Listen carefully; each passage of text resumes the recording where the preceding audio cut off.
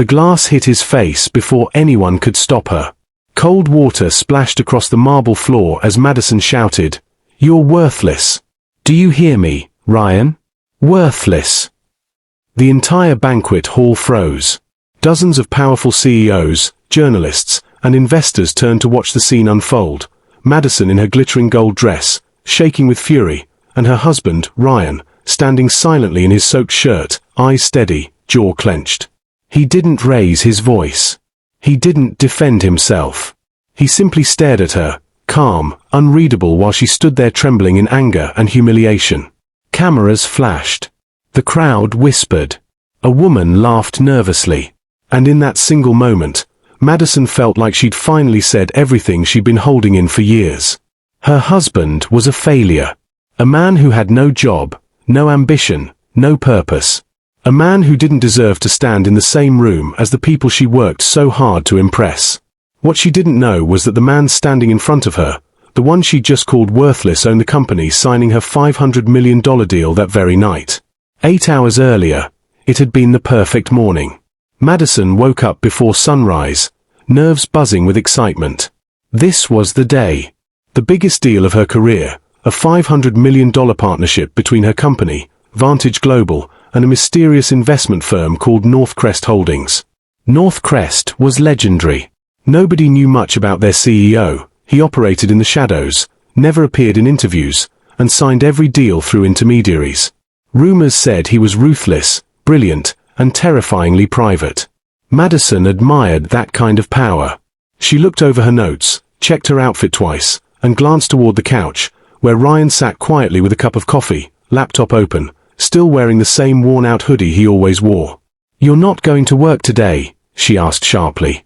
He smiled faintly. "Already working." "On what?" "Another one of your side projects." She sighed. "Ryan, we've been married for 5 years. Don't you think it's time you took something seriously?" He looked at her then, really looked. His eyes were calm, too calm. "Madison," he said softly, "just because I don't tell you everything doesn't mean I'm not doing something important." "Important?" She laughed, shaking her head. "Ryan, I'm signing a $500 million deal today. You can't even afford to buy a new shirt." He didn't argue. He never did. Instead, he just took a sip of his coffee and said, "Good luck today. You'll do great." She rolled her eyes, grabbed her purse, and left without saying goodbye. The gala that night was everything Madison had ever dreamed of: champagne, chandeliers, and the sound of success humming in the air. She was finally being recognized for what she was: a woman who built herself from nothing, who didn't need anyone's help. Her boss, Mr. Walker, was glowing with pride. "Tonight," he said, "you'll be the face of this company. Northcrest is lucky to have us." Lucky to have us, she thought with a proud smile. But just as she took the stage to speak, her smile faded. She saw someone familiar walking through the crowd, tall, confident, and impossibly calm. Ryan. Her stomach dropped. What is he doing here? He didn't belong in a place like this, surrounded by millionaires, investors, and people who actually mattered. She rushed over, whispering harshly, "Ryan, what are you doing? You're not invited." "I just wanted to see you," he said quietly. "And the deal you're signing." She clenched her jaw. "You shouldn't be here. You're embarrassing me." His eyes darkened. "You really think that?" "Yes, Ryan. You've done nothing with your life. You're a failure. You can't even." But before she could finish, her hand moved on its own. The water glass hit him square in the chest. Gasps erupted. Someone dropped their phone. Ryan stood there for a long moment, staring at her. Then, without a word, he nodded once and walked away.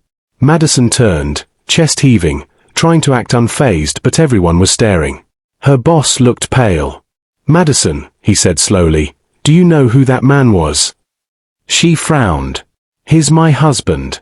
Or was." Mr. Walker swallowed hard.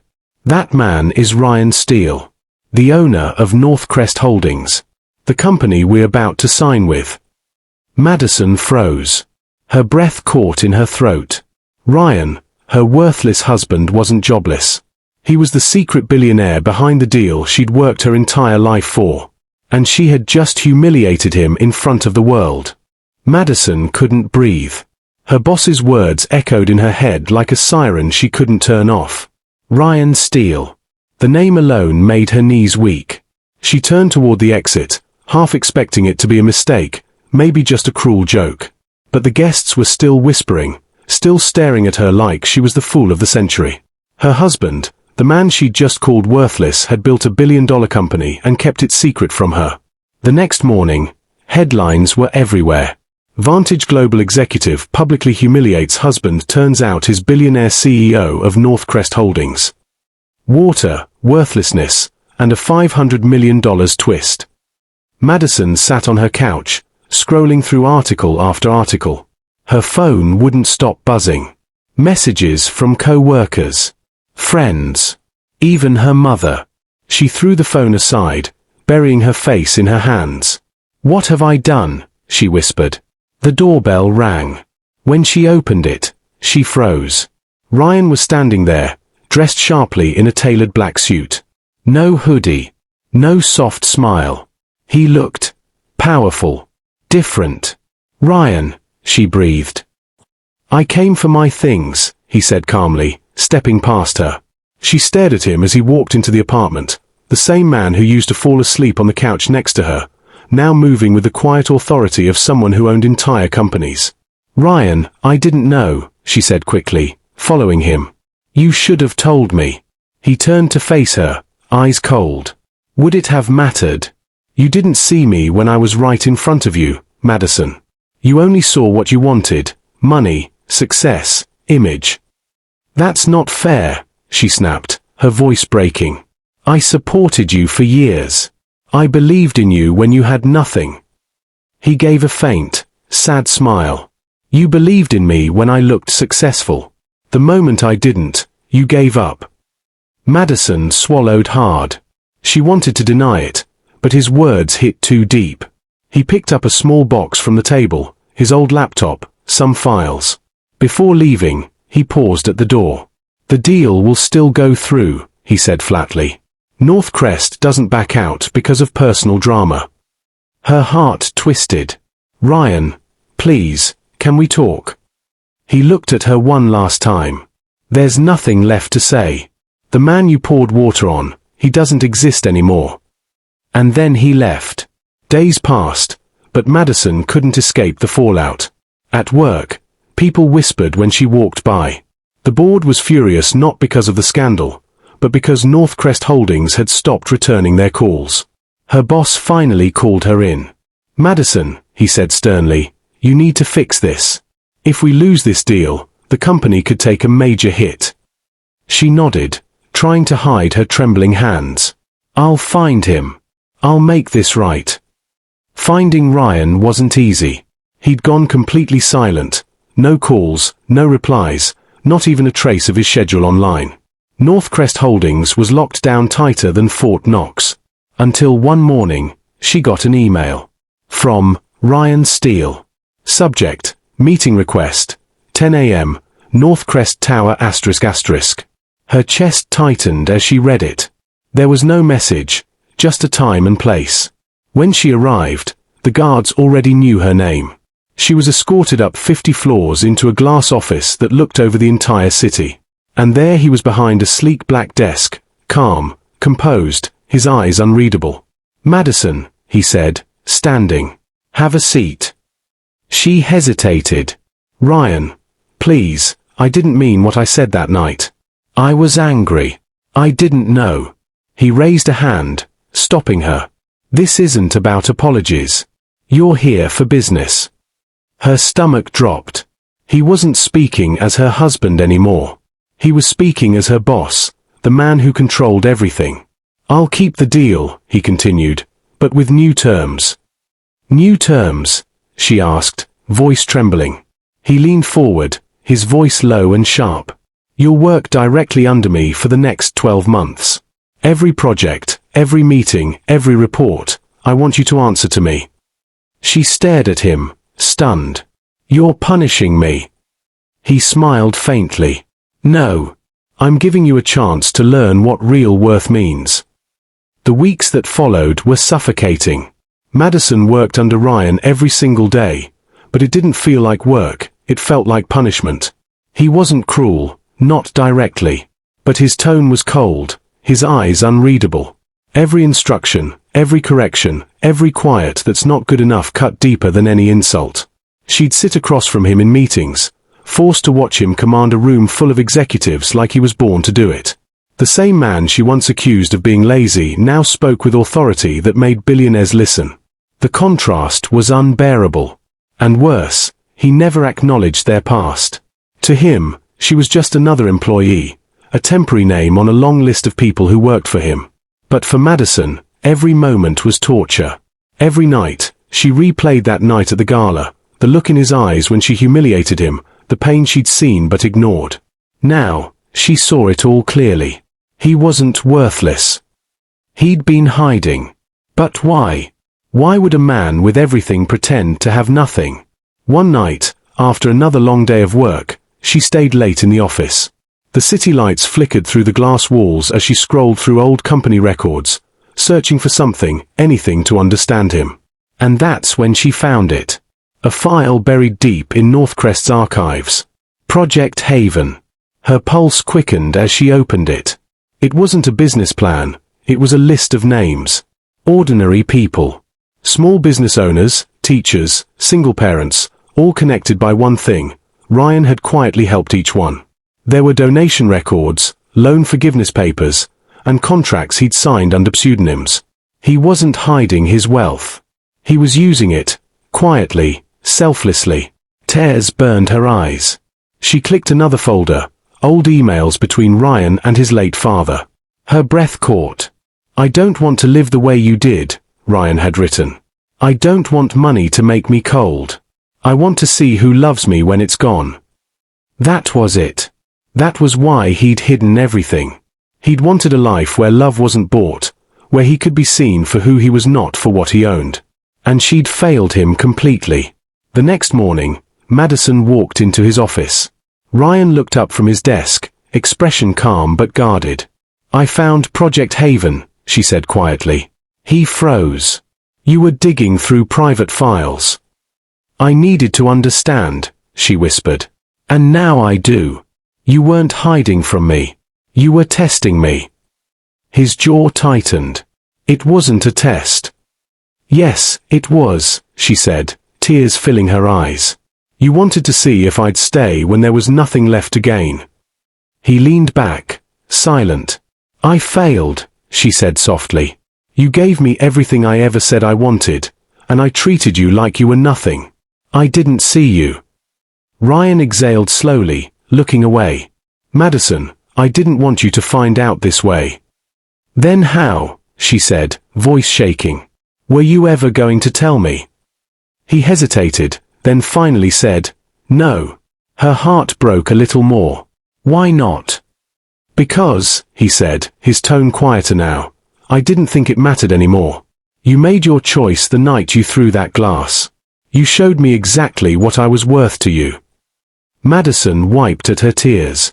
"That's not true. I was angry, stupid, insecure. I said things I can never take back, but I loved you, Ryan." He gave a sad smile. "Maybe once. But love doesn't look like that." For the first time since the gala, Madison felt truly small, not because of him, but because of herself. She'd spent years chasing success, validation, and money, only to realize she'd destroyed the one thing that mattered. Ryan looked at her, his voice calm but heavy. "The deal ends in 2 weeks. After that, you'll be released from your contract." "Released?" she asked quietly. "You're firing me." He stood up, walking past her toward the window. "No. I'm freeing you." Madison's throat tightened. "Ryan, please, can't we start over?" He turned back to face her, eyes soft but sad. "You can't rebuild what was never real to begin with." And then he walked away. But as the elevator doors closed behind him, Madison knew something was missing, something still didn't fit. The man she knew, the man who once believed in her when no one else did, wasn't cold. He was hiding something deeper. And as she stared at his empty chair, she realized the story between them wasn't over. It had only just begun. The rain poured hard that night, the city lights blurring into streaks of gold and grey across the glass windows of North Crest Tower. Madison stood alone in the empty office, Ryan's office. His chair was gone. His desk was cleared. The only thing left was a single envelope sitting in the center. Her hands trembled as she picked it up. Inside, there was a note. Madison. By the time you read this, the deal will be closed. You'll find your share in your account. You've earned it through talent, not pity. I'm leaving the city for a while. There are things I need to fix, people I need to help. I don't hold anger anymore. I just hope, someday, you find what real worth feels like, the kind that doesn't come from money or validation, but from within. Ryan. The paper slipped from her hand. He was gone. No revenge. No anger. Just quiet closure, and that hurt more than any punishment could. Days turned into weeks, and life moved on. The media eventually lost interest in the billionaire husband and his broken-hearted wife. The scandal faded, but the silence that followed didn't. Madison tried to bury herself in work, but nothing filled the emptiness. The office felt colder. The boardroom meetings duller. Success didn't taste the same anymore. It tasted hollow. She'd achieved everything she ever said she wanted: power, recognition, wealth, but it no longer meant anything. Because when she closed her eyes at night, all she could see was the moment she'd poured water on the only man who truly saw her. And every time she remembered his last words, "You can't rebuild what was never real," something inside her cracked a little more. Then one afternoon, a headline caught her eye. North Crest Holdings funds free education program for underprivileged teens, founded by Ryan Steele. Her heart stopped. The article showed a photo of him, smiling faintly, surrounded by kids, helping them set up computers in a small classroom. He looked happy. Free. She read the article twice, then again. It talked about how he'd been donating anonymously for years, how Project Haven had evolved into a nationwide initiative for struggling families. Madison sat there, staring at his picture, realizing something painful but freeing. He'd moved on, not just from her, but from the version of himself that she'd once rejected. 2 months later, she finally decided to find him, not to beg, not to fix anything, but to face what she'd broken. She flew to Chicago, where the foundation was based, and found him outside a community center, helping carry boxes of supplies. When he looked up and saw her, he froze for a moment, then gave a small, polite nod. Madison. She walked closer, her voice low. You're hard to find. I wasn't hiding, he said softly. Just living differently. There was no bitterness in his tone, just peace. That somehow made her heart ache more. I read about the foundation, she said. You're doing something incredible. He shrugged lightly. It's not about being incredible. It's about doing something that matters. Madison took a breath. Ryan. I came here to say I'm sorry. For everything. For seeing you as less than me when you were more than I could ever understand. He looked at her for a long moment, then nodded. Thank you. Is there any way, she asked softly, we could ever try again? Ryan smiled gently, that same kind, quiet smile she'd fallen in love with years ago. Madison, he said, I don't hate you. I never did. But some stories end not because of hate, but because both people need to grow separately. Her eyes filled with tears. So this is goodbye. He hesitated, then said, it's closure. He reached out, briefly touching her hand. You'll be okay. You always were stronger than you thought. Then he turned back to the kids, laughing softly as he handed them another box. Madison stood there for a while, watching him, the wind lifting her hair. For the first time, she didn't cry. She smiled, small, sad, but real. She finally understood what he meant by real worth. It wasn't in wealth or status. It was in kindness, humility, forgiveness, the quiet strength to start over even after breaking apart. Months later, Madison opened her own small startup, a mentorship program for young women trying to rebuild after failure. It wasn't a billion-dollar company, but it gave her something money never could, purpose. Sometimes, she'd get donations from an anonymous benefactor. She never had to ask who. And every time she saw that name on the statement, she whispered, "Thank you." Have you ever judged someone by what they didn't have before realizing how much they were really worth? Have you ever lost something good because pride blinded you to the truth? Sometimes, life teaches us through loss what we couldn't see through love. Don't wait to appreciate the people who stand quietly beside you, the ones who don't shout their worth but live it. Because one day, like Madison, you might realize too late. The worthless person you looked down on was the one holding everything together all along. If this story made you think, share it with someone who needs the reminder. Real worth isn't what the world sees, it's what remains when everything else fades.